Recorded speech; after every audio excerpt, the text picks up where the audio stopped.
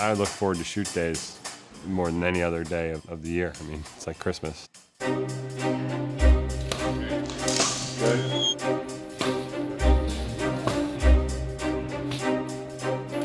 Good, excellent.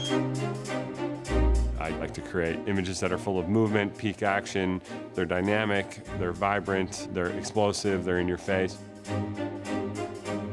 They're moments that are like sometimes beyond reality, and sometimes they're very much a perfect reality, and sometimes they're just the perfect, the height, decisive moment. When you're working with movement, that instant in time, you're sort of limited towards the motion of your talent. So what we're doing today is we're trying to add an extra dimension to that movement, which is going to be using this powder to bring that 2D movement in our still form a bit more three-dimensional by adding an explosion of powder around the talent so that we can really see how the movement is affecting the space around it. Good, all right, I got it. So much of what I use Photoshop for is to bring together ideas that couldn't necessarily happen in our real world. So we've taken paint and we've thrown it at a mannequin so that we can get a way that the paint wraps around the body form without actually having the body form there, and we're combining those two things.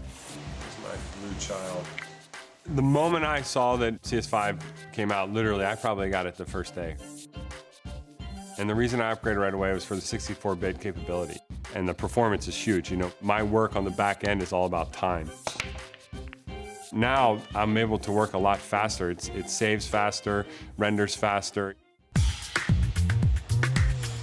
A lot of the work that we do are complex masking and selections. So they've made some awesome improvements with the quick selection tool where you're able to go right from a quick selection into the refine edge feature. So now I have my selection here. So you can see now I'm going to use this refine radius tool in here. Just work that edge a little bit better. I'm gonna output it to a new layer with a layer mask. So now I have all the detail, but it's already as a layered mask. And I've just speeded up my process by large chunks of times. I mean, we're talking probably an hour per selection that I've knocked out. Now, I'm gonna use Puppet Warp tool to warp this mannequin behind him. In this situation, Puppet Warp is a good option for me to bend the body form of the mannequin behind the talent, It's something that's new in Photoshop CS5.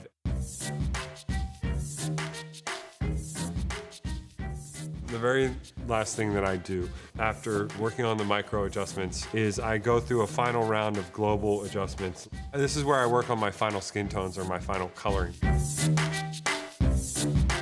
I am constantly inspired to make a better product, to make a better image because people respond to that, and that drives everything else.